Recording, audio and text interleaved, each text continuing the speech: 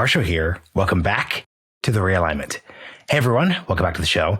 Like them or hate them, billionaires are some of the most consequential figures in global politics and business culture, and of course, the technology industry. So today I'm joined by the New York Times' South Asia Correspondent, Anupreeta to discuss her new book, Billionaire, Nerd, Savior King, Bill Gates, and the Quest to Shape Our World.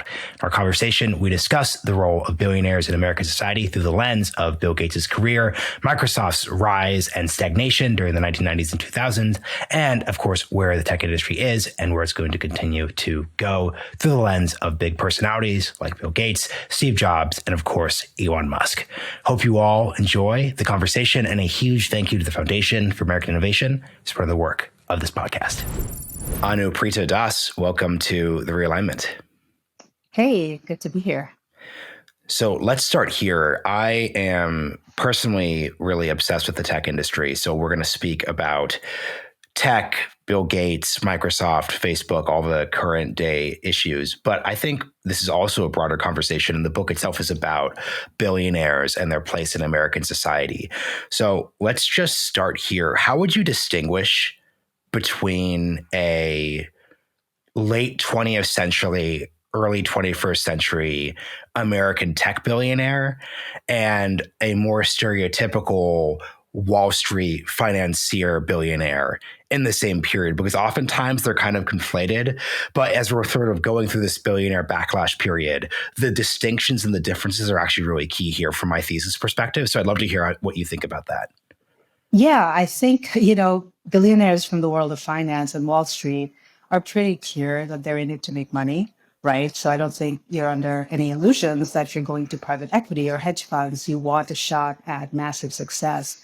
If you're going to tech, a lot of the time, I think the message is that you're out there to change the world. There's this whole kind of we're here to change the world thinking, and getting rich and getting fantastically rich is sort of a byproduct of the process. So I would say that's like a really interesting way to distinguish your stereotypical average finance billionaire or manufacturing billionaire versus tech. There's this added dimension of even if you're starting an app, it's like, I want to do this because it's going to be world changing.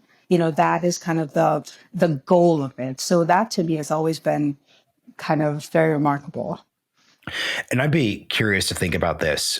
Tech and finance, when it comes to the usage of wealth for philanthropic purposes, how would you compare the track records of, let's say, a Wall Street person who's made a lot of money and is then indulging in philanthropy versus someone who's made a lot of money in tech? Because I think it's easy to be cynical about the whole, I'm Mark Zuckerberg and I'm here to change the world, not just really become a billionaire. But at an operational level, it is just true that if you create massive software companies, if you build the personal computer and help that industry really emerge, in the case of Gates and Steve Jobs specifically, you are obviously changing the world in a way that you aren't going to be if you're trading on Wall Street. So has the differing natures of the enterprises impacted their philanthropic abilities from your sort of surveillance of the space? Definitely, I do agree that a lot of tech founders, billionaires have changed the world, right? We're speaking this way. We probably wouldn't be able to do it like 2 decades ago, right? So there is a huge difference. I'm not taking away from their contributions. But in terms of philanthropy and how they choose to give back to society operationally or in any way, I think philanthropy across the board is extremely personal. It's driven by what a person's goals are. It's driven by how they want to use their money and what kind of returns they seek. Increasingly, that's sort of like a big piece of the philanthropy we see today. And it's some people are ad hoc. Some people like to take a backseat and just give the money somewhere. You see in a lot of the younger generation of billionaires, they're really into effective altruism, this whole idea that, you want to have maximum utility in terms of how you where a dollar of your money can make the most difference. And so that's kind of taken on a little bit of, it's become a little bit of a trend. But I do think that philanthropy remains deeply personal for each billionaire or each, wealthy person, or each like you and I, wanting to give money away whatever. From all of my podcast billions, and your media billions, obviously, too. Yeah, exactly. Something I'm curious about, we're probably in year 11, 12, 13 of the backlash against billionaires, against tech. That's a combination of just political realities post 2016, but also like the post financial crisis, Occupy Wall Street discourse. I'd be curious, now that we're a decade into this backlash, how do you think billionaires as a class and as a category have weathered that backlash? Because oftentimes people compare this backlash to, of course, the robber barons and the progressive era in the early 20th century. How have they really survived or thrived during this period? I would say that to a large extent, billionaires are obviously very, very aware of two things, of how they come across in a society where inequality, the trends have just been kind of widening, right? If you look at the 70s and how inequality looked and how it looks now, it's just kind of like a spreading, the gap is definitely spreading. And so I think billionaires are very aware of the increasing wealth that they have enjoyed. So that makes them a little bit more, not circumspect, but more showing more humility, I would say. I think that's definitely a piece of it. At the same time, I think, you're a billionaire and like wealth protects you. And I don't know that you need to be any different. But at the same, I would say like people like Bill Gates, Warren Buffett and others have called for higher taxation, right? They've kind of said that, look, I'm happy to pay more in taxes, but that hasn't led to any real changes. So I would say like, in general, I think billionaires are more aware of how they come across, of the fact that there isn't a lot of love for them. But at the same time, I think having that kind of wealth does protect you from anything beyond the scrutiny that you and I can do. So something I'm really curious about, because I like the way you articulated the point about the degree to which wealth can serve as a protection for oneself. The limit of that in our system is when you're a billionaire who leads a massive tech company that in many ways intersects with public policy. So famously, and this is where we'll talk about Bill Gates, in the 1990s, there was a government antitrust case against Bill Gates, and he famously was very unguarded. He was very sort of sarcastic. He performed very terribly. In many ways, that was a consequence of the arrogance that comes with all of that money.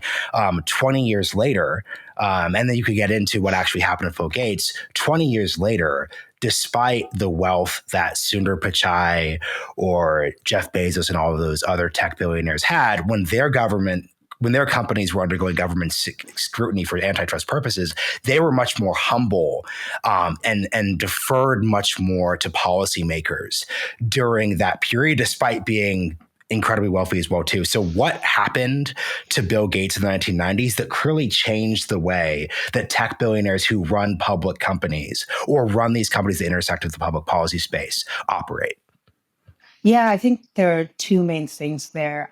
First is that when Microsoft went under antitrust scrutiny back in the late 1990s, it was the only company of its sort, was in terms of like the antitrust scrutiny.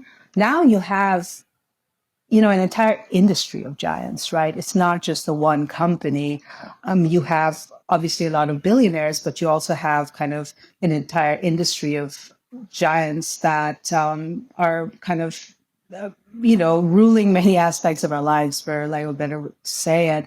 And so I think that becomes a much bigger issue.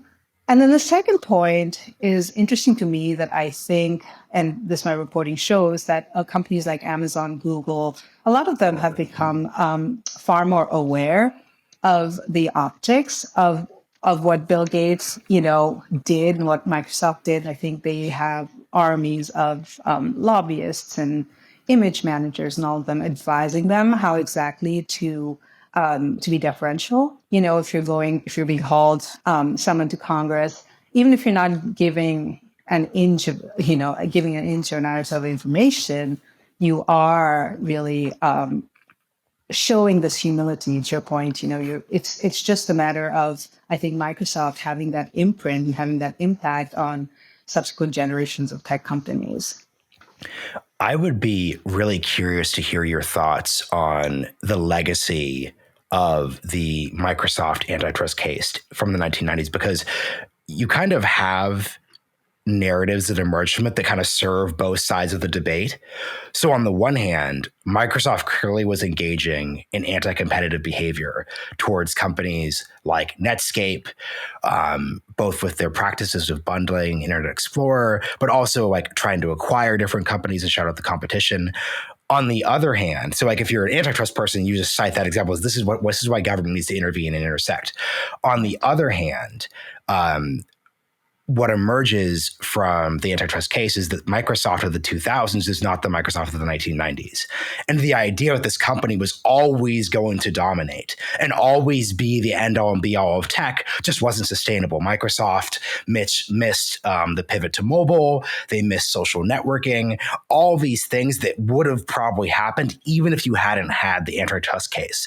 So as we're looking then today at Meta, Google is in trouble when it comes to search right now.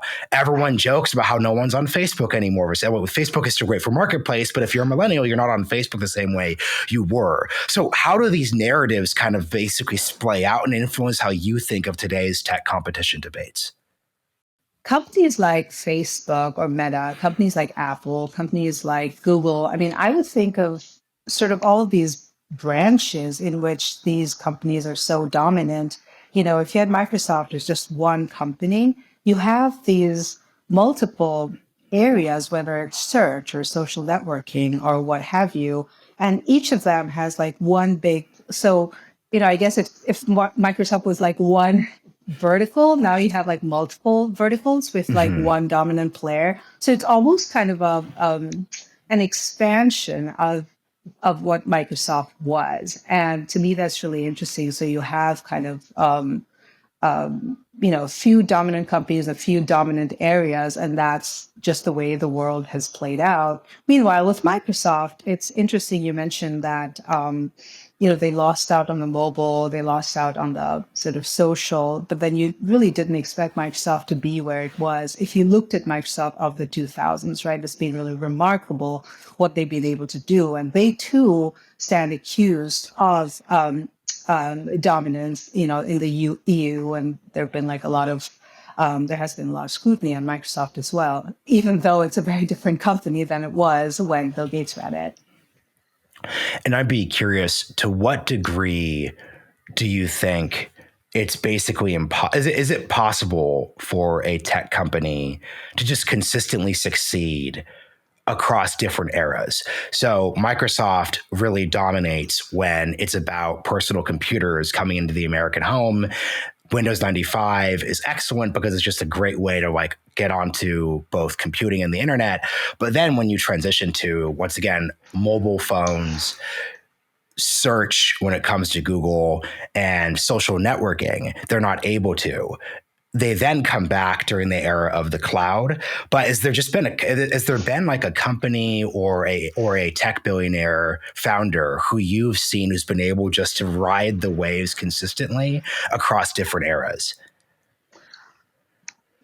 I would answer the question this way. I think in tech, in the industry, in general, right? And this is what Gates would tell you, that it is an industry, and a lot of people would obviously, that defined by low barriers to entry, right? All you need is a good idea, and everything you had built up until then, you might have been like a behemoth, but someone with a better idea could come and kill your entire business. So the barriers to entry can be very low. So that then requires a company to be constantly innovating, right? So I guess I would say that those leaders who are innovators, who can see a couple of steps ahead and are able to, excuse me, they're able to see around the corner and able to think of innovations, I think will naturally be ahead, because, as I said, that if you're too focused on building your business. And I think that's partly what happened with Microsoft, because you became so enormous that you became more of a, less imaginative and company, and more one that's had to defend its turf. Was so focused on becoming that it didn't see the innovation that was just happening with Netscape and the way sort of the browser being the future of how we kind of you know go on the digital highway, if you will. But so I would say that it's rather than speak to a specific leader, I think it's the quality of a leader has to be really, really an innovator because of the way the tech industry is set up. Yeah, and I think what you just said brings to mind the past 4 years, especially post COVID 2020 onwards. You've seen a lot of tech companies and tech founders try to kind of grasp onto the next thing. That's everything from AI to the metaverse, obviously. And on the one hand, it's easy to be cynical about Mark Zuckerberg going all in on the metaverse. But you have to remember that from the perspective of a lot of these CEOs and these companies, they know within their own company's histories, if you miss this moment. So, for example, for Bill Gates' bio, him not understanding the importance of the internet in 1995 is actually a huge mistake that causes a lot of trouble for the next 5 years. So, can you just talk about this idea of how Bill Gates in the 1990s is trying to figure out like what the computer actually is, what the internet actually is, and how that should influence how we think about Meta trying to go in on AI, or Meta going in on the metaverse, or obviously you have Apple and the Apple Vision Pro and spatial computing. How should we think about those new trends in the context of this history you're writing about in the 1990s? Um, I think Gates's biggest kind of quote unquote mistake at that time that he was a little late to recognize was whether Microsoft was going to be a platforms or an applications company, right? He thought that the personal computer was sort of your way into the world, the World Wide Web, right? The digital highway, all of that was going to be, the platform was going to be the PC, as opposed to the newer digital era companies, right, that had a completely different approach. So I think in that moment, had Gates had more time before the antitrust scrutiny kicked up and before the Justice Department slapped a case on him, on Microsoft in 1998, I think Microsoft would have probably navigated that, right? It was a timing issue as much. I think the company was late to the game. Gates has always been very prescient, in terms of what he sees, but it's almost a situation where you kind of see what's what's coming. You're very focused on keeping your company's dominance. If you had a little bit more time, because he did kind of see what Microsoft was losing out on, but that's when the Justice Department kind of, goes after you, and then your company kind of has to take a break to focus all of its energies on defending this massive lawsuit. So I would say that Gates, a lot of these leaders today, I think, tech leaders today, I think, look back at the Gates experience, at the Microsoft experience, and I think it's been kind of has provided helpful lessons on what to do and what not to do in their own kind of, in the way they run their companies and the way they think and present their companies to the world, to the extent they can. But obviously they're so enormous that I think lawmakers are definitely, taking a lot of action. And this is where your recent career transition is actually perfectly narratively helpful. You write a lot in the book about how, especially during the 1990s, our image of the tech CEO is very based in like a Silicon Valley garage in the 70s, nerdy college dropout, et cetera, et cetera, et cetera. And today, I think if we actually look at a lot of the companies, it's fascinating how much South Asians have risen and led into leadership roles. Microsoft, Google, et cetera, et cetera, et cetera. Now that you are the South Asia correspondent, I'd be curious to actually just get like your broad perspective on what's really happened over the past 40 or 50 years that drove that dynamic. Yeah, I think it's very interesting. I everywhere you see, it's not just in tech. There is a person of Indian American origin. I do think that back in the the 60s and 70s, when you had this first wave of immigration from India to the US, you had a lot of engineers, you had a lot of people who came here and began their lives here.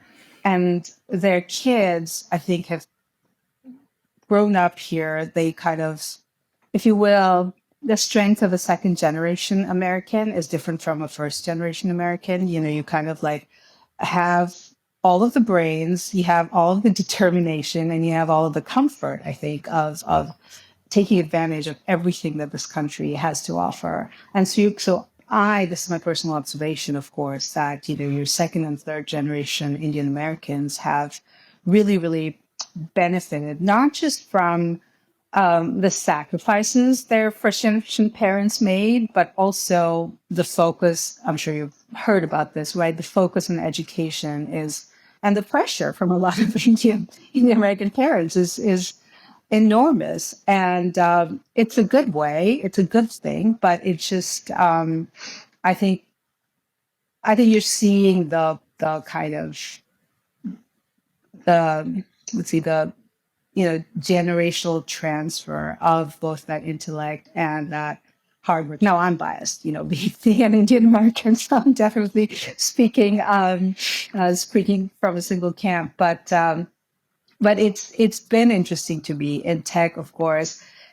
There's an anecdote in the book where someone told me how, for certain jobs in Microsoft, the Indians or Indian Americans no longer count as a minority, and because there's so many engineers of Indian origin at Microsoft, but also the case with every other tech company, I think, especially. And also, I mean, just India does have a lot of engineering talent, but also if you're smart, quote unquote, that's what you go into. You go into medicine, you go into, and so there is like a huge pool of talent to begin with. And I think the U.S. has always been attractive to Indians, wanting to move here, and that creates kind of a natural, a mutually accommodative situation. And personal biases aside, I'm asking this at a sociological level. There's been a lot written about the differing experiences between East Asian immigrant descendants and South Asian immigrant descendants within the tech community specifically. Obviously, there are an incredible number of first and second generation and third generation East Asians in the tech industry, but oftentimes there's this thing called the bamboo ceiling, which is like represented the inability to transition into those top tier leadership roles. And then many of the strengths you're articulating for the South Asian community obviously apply as well to East Asian immigrants post 1965. So I'd just be curious, as someone who's like writing about like biases and trends in the industry, like, do you have any sort of like theory or thesis for why you see those disparate outcomes? That's a really tough and tricky one for me to answer. I mean, I think, and I don't want to sort of sociologically analyze what's going on.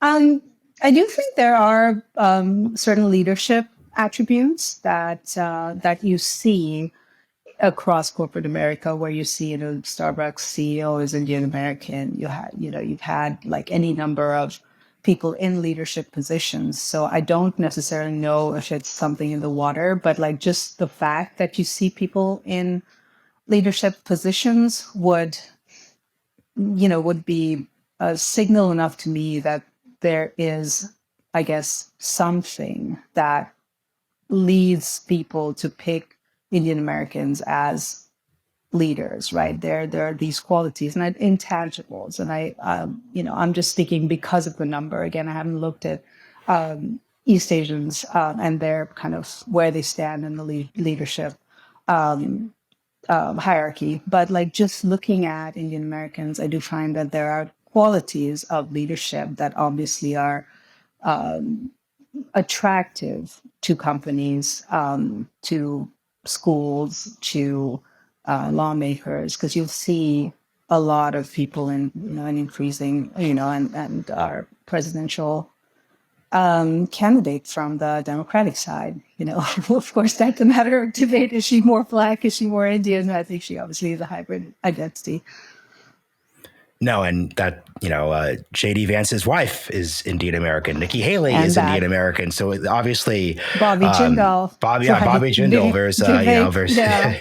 Yes. There's a South Asian moment in American politics, and I think it's interesting that there's just for a variety of like complicated reasons, the United States just has a different relationship to South Asia than it does to East Asia. You obviously have like missionaries in China going into the 19th century. You have the opium trade. There's a far different like relationship there. Immigration is an issue there. So that's a fascinating whole other episode. But I'm just personally like, really interested in the South Asian diaspora dynamics. But back to tech specifically, something I'm curious about. If we were to articulate what the robber barons of the 19th and early 20th century did from a philanthropic perspective. We talk about universities, Carnegie Mellon. We talk about the libraries. Famously, DC's Apple Store used to be a library that was donated. As we're looking at the philanthropy of tech billionaires from the 1990s onwards, it seems that that philanthropy was much more public policy focused. So Bill Gates is doing work with the Gates Foundation in Africa. How should we understand what the philanthropic giving of tech billionaires delivered over the past 30 to 40 years and how that compares and contrasts to the robber barons? See, again, I mean, I do think that philanthropy tends to be very personal, but it isn't, in some ways, it isn't that different across the board for billionaires today. And also across the board for billionaires back in the, in the Gilded Age. There is, like, you want to fund schools, you want to start educational institutions, you want to start libraries, you want to endow hospitals. I think those still exist. Like if you look at Harvard, right, this Chan Zuckerberg School, the public health school, and then you have Stephen Schwarzman, whose name is on the New York Public Library flagship building. And so you would see the same, right? Like, say, Carnegie Mellon, it was started not just with one philanthropist, but also the Mellon family, right? So the two came together. So that's like an educational institution from the 19th century. So I would say like there are parallels. A lot of them also endowed museums. You have the same thing now here. So one thing I would say is that I think today's philanthropy is a bit more global, and that probably speaks to just the fact that we're all more connected and the problems of the global south or anywhere else are more visible, more evident, and more easily reachable in the sense that if you're a philanthropist or if you want to do something, you see this. And for Gates and the Gates Foundation, I think that's been a big part of it, that they have traveled and they've seen and they have the money and they want to put that money to work to do things the way they see fit, because they have a view on how to address global ills. So I think that is definitely different. Just the global nature of our world makes philanthropy much more wide-ranging, but traditionally it does go into the same kinds of causes that I would say the robber barons, when they started giving money, did. I'd be curious, do you think and this is a narrative question rather than a purely empirical one, do you think that billionaire philanthropy is a positive or negative force in the world? I mean, because the thing is, and this is where this is where it gets like really interesting. There's a variety. There's increasingly a large degree of backlash towards philanthropic efforts. Like some of the other more recent books in the Bill Gates canon are focused on negative impacts from philanthropy when it comes to democracy, when it comes to, there's even a domestic critique. So there's like a critique of like, okay, so you're using money to force policy vision on sub-Saharan African countries or in the United States. And this also affected Mark Zuckerberg in New Jersey. You're seeing, okay, Mark Zuckerberg is putting this money into the Newark school system because he has has a specific vision of how school reform should go in a way that kind of cuts across local input, voting, et cetera, et cetera, et cetera. So I'm not quite asking you the question in the sense of like, look, obviously, if the Gates Foundation buys X number of mosquito nets, that is a better world than a world where those mosquito nets weren't bought. So more at a negative level or narrative level, how do you think about the more public policy philosophical? It's not a philosophical question of whether or not mosquito nets are good. It's a philosophical question of, hey, like, is school choice a good idea? What do unionization policies look like? How does higher education work when it comes to naming rights and legacy admissions? How do you think about that side of the philanthropy debate? Yeah, I mean, I don't think anyone would argue that philanthropy isn't a good thing, right? I mean, I think it's also part of a long-standing tradition of American society. You give where you can, you give time if you don't have money to give. There are a lot of sort of early crowdfunding efforts that to me kind of are a version of philanthropy by sort of individuals. You know, so no one would argue that philanthropy in itself is a bad thing, because that would be terrible. But I think what people chafe at is the fact that you have so much money. It's a function of wealth creation. I think you have so much money, you end up directing it in a way that actually ends up shifting or skewing agendas or priorities, right? Coming back to the Gates Foundation, I think the fact that no one doubts that their intentions are fundamentally noble. They do want to make a difference in the world. But the problem is that when you have so much money, right, to give away, and a dollar goes up, much further, say, in the countries where they're trying to address ills. So the fact of all of that money going ends up influencing the agendas and skewing the priorities of their grantees. And so that, I think, upsets people, because that also creates all of these effects on the ground. Say, so you have nonprofits that end up getting, grant money from the Gates Foundation might be better off versus nonprofits that don't, or they might be more predisposed to kind of providing the metrics or the results that the Gates Foundation wants to see. So you don't quite know what the impact of it is on the ground. I think that is something that does bother people, because there isn't a lot of independent data assessment that people can do to see if the foundation's work on the ground is actually making the kind of difference that it says. I think that bothers people. The second, again, all of this is a function of the size and the amount of wealth.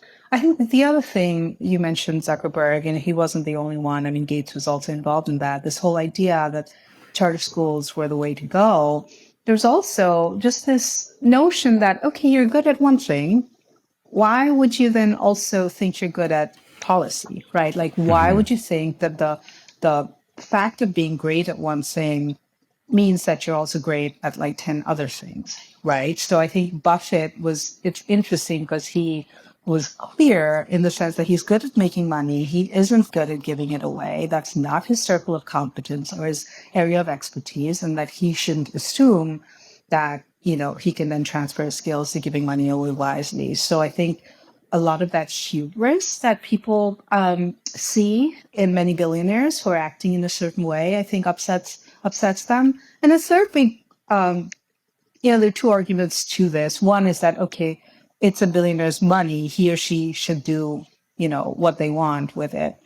At the other end of it, you have those who call it anti-democratic, because this is, we subsidize, right? Like 5%, like, so if you're a foundation, you have a 5% tax deduction, right? So that means like the taxpayer is subsidizing that. So it is, why shouldn't all Americans have a say in how that money is distributed, right? So why it's not entirely your money, it's not as clear cut. So I think that's another argument. So all of these put together, I think, get people upset about philanthropy, even though, I mean, it's doing a lot of good in the world. Again, I mean, coming back to Gates because he was confused by life for the past 3 years. The Gates Foundation scholars, right? Like, there's so many scholarships, there's so many opportunities that people have given in all of the art and museums. The art they buy, the museums they donate to, all of that like enriches our cultural life. So it is like really hard to take a stand on, for or against. But I think, to sum it up, it's just a function of size, wealth, hubris, and, this idea that they can influence anything that they choose because they're smart. Yeah, I think that's a fascinating answer. And I think the thing that I've always been most sympathetic to, because one of the other critiques that anti-billionaire folks, so if you're like a democratic socialist who thinks that billionaires shouldn't exist or billionaires are a policy failure, your critique is also going to be that largely all this philanthropic giving only exists as a kind of like excuse or cope for not higher taxation and not like spending money on public problems themselves. But the problem we have, and this is why I think billionaire philanthropy doesn't automatically fall into the category of hubris, whether or not you're the perfect donor or not, is American society during this period has also been an incredibly polarized society. So it's not as if we just have, like, so here would be the nightmare scenario. 90% of America, actually, no, let's be even less generous. 65% of America agrees on a vision for public education and raising funding or X, Y, or Z policy of unions. And instead, Bill Gates comes in and says, yeah, we're not going to do that. I'm going to give money to all of these politicians and they'll do my vision instead. No, that's literally not the situation. The situation is right. It's 50-50. We're fighting over CRT. Red states are doing one thing. Blue states are doing another thing. So then that isn't a situation where you could have that 60+1 majority actually implement a different policy vision. And instead, it's like, hey, Bill Gates, you may not be an education scholar. You might not have the expertise for this category. This has pretty much nothing to do with the thing that gave you your billions. But you, unlike Congress, unlike a state legislature, can do things, and therefore you should. And that's always just been for me the most awkward thing when you're responding to the tech billionaire philanthropy critics, which is, okay, what's the alternative right now? So I'd be curious, like, what you think about in terms of that motivating factor. For billionaires, you mean? Yeah, just in terms of like, yeah. It's obviously it's hubristic. This entire enterprise is racked with hubris. Right. I'm going to sit in a garage and think I'm building the future of the personal computing industry. That's a hubristic act. So let's take that as a given.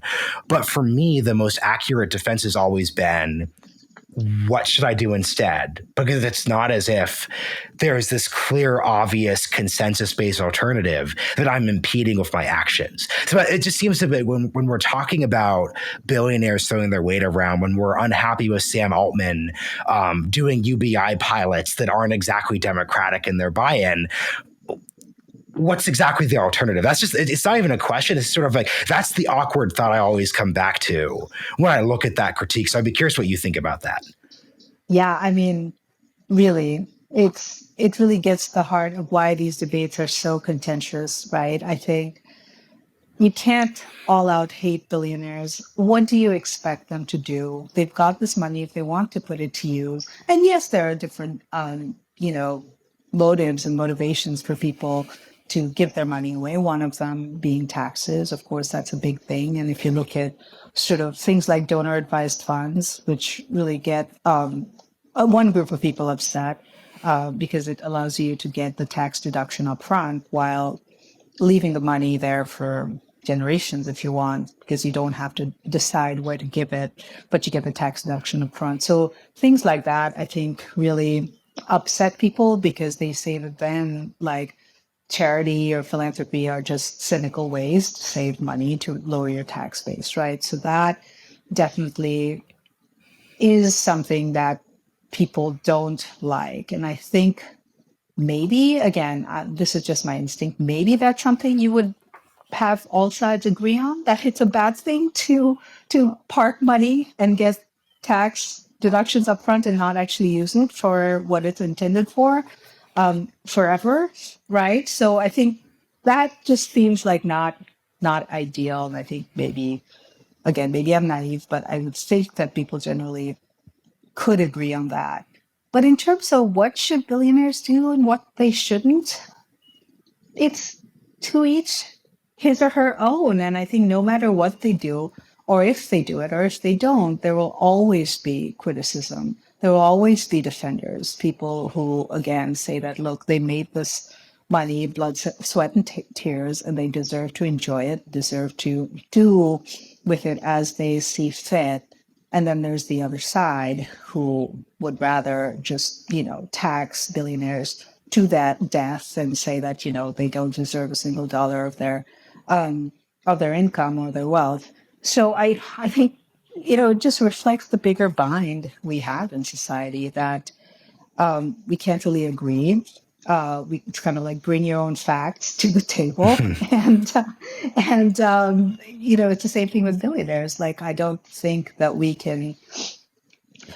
I mean, one thing that I do think people might agree on is that billionaires do represent, to a certain extent, the ideal of the American dream gone right? Like, if you think of upward mobility, it's an ideal, and it's, again, we can have endless debates on whether that dream exists. But in billionaires, I think there is kind of like an aspirational element to it. Like, it's the apex, it's the, the end result of like everything, right? It's right at the top. So in that sense that, I started with a dime, I had this crazy idea,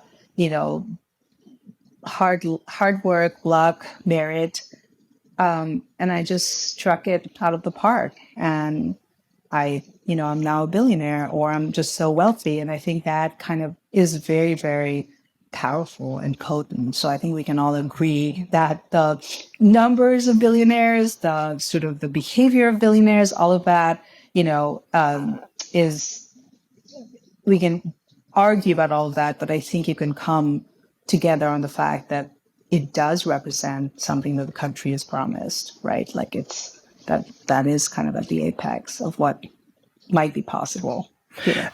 And that's actually why I started the episode off by asking about what distinguishes tech billionaires from Wall Street billionaires, from, let's say, a CEO is brought into Boeing last minute, gets a golden parachute, and then is just incredibly wealthy despite the fact that the company is going down the drain.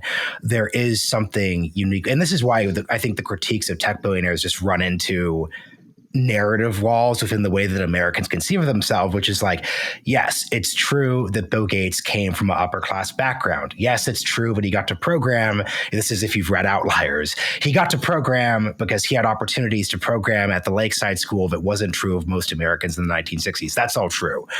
So we didn't all start equally from birth, but there are plenty of upper middle class kids who are incredibly mediocre and didn't build humongous visions.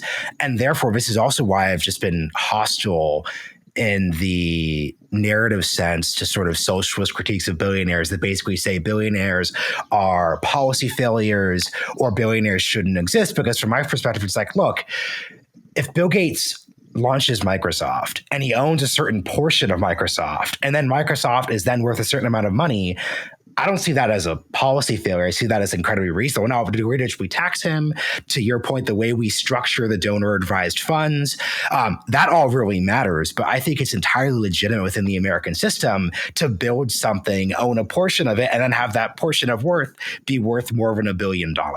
I don't see that as inherently a problem. But I also think your point around how we need to not just take that as a given and then say, okay, well, how does is that wealth maintained via parking money in obscure tax structures that aren't clearly intended for that purpose? That's a separate question. But just at a baseline level, I think the tech billionaire is most sympathetic, even if they come from wealth, to that actual narrative. So let's finish here. I'd love to take something you said earlier about Bill Gates and then put it in the context of America today. So Bill Gates is a fascinating figure to look at the 1990s tech industry through, because Microsoft was in many ways personal computing. That was the reality. Apple wasn't in a great spot.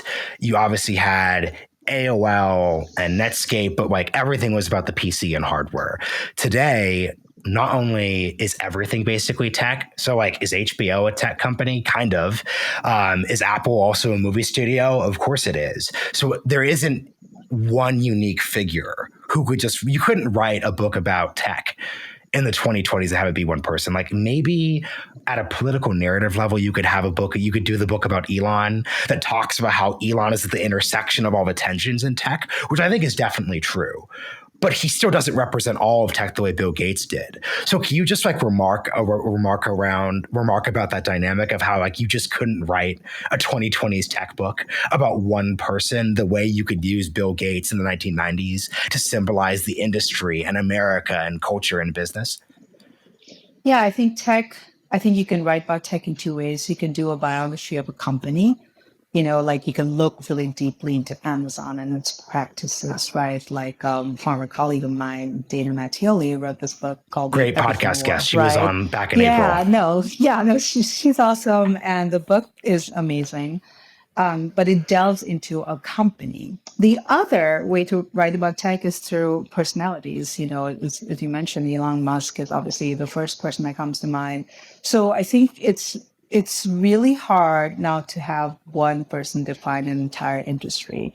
And so what you end up doing is writing a book about a company that does really well, resonates, because these companies are so significant in our lives. And then it's a story of personalities, right? Like we love our tech heroes, even when we hate them. We want like Steve Jobs, obviously. I mean, people want to know what lies behind such unbelievable success. There will be a Jeff Bezos, book one day. I think there isn't one yet. There will be, other personality-driven tech books, but no single person, man or woman, definitely not a woman, unfortunately, can define the industry today, just because, as you said, everything is a tech company. I mean, it's the New York Times, a tech company. I don't know anymore, It's valued. The New York Times is valued as if it were a tech company. I will say the one bit of pushback, and it's a negative example. You're speaking in the positive sense. Elizabeth Holmes definitely did define the late 2010s tech industry as a female founder. So it is technically possible, but in the negative, there's progress. There's progress in a sense. Ouch! But yes, I can see the argument. Sure. So actually, here's the actual last question, because you brought up Steve Jobs. Steve Jobs, because he passed away in 2011, unironically died. The line where you either die as a hero or you live as a villain. He died as a hero. He was at the peak. He brought Apple back. Microsoft was in the dumps at that point. Bill Gates had been sort of culturally forgotten. He's designing things. Apple is changing culture. Like he just really is at the peak. And a lot of the times, and I'm not asking you to like speak ill of anyone, but like during this sort of tech billionaire backlash, you'll have folks like Kara Swisher, Scott Galloway, et cetera, say, Steve Jobs was just like sort of the peak. And since he died, the industry sort of like lost its way. I'm curious, at a narrative level, do you think a Steve Jobs who doesn't get cancer again is able to just maintain that hero status? Or is there just a reality that as the eras transition and moments change, it's just not possible to just keep the narrative arc moving progressively forward? I'm curious like what you'd think about that now that we're more than 10 years out from his death. Yeah. No, I mean, I think with Steve Jobs, to me, he is unique in the sense that if you look at Jobs and who he was in the 80s and 90s, right, here was a figure who was always able to bewitch audiences. And I have this anecdote in the book where I have Gates watching. This is when Apple and Microsoft announced a partnership. They always had this very fractious relationship, and both men were mercurial, but Jobs had this ability to sort of, just electrify listeners and audiences. And in the book, I talk about how Gates is watching Jobs on stage, working his magic. And this is, in the 90s, probably early 90s.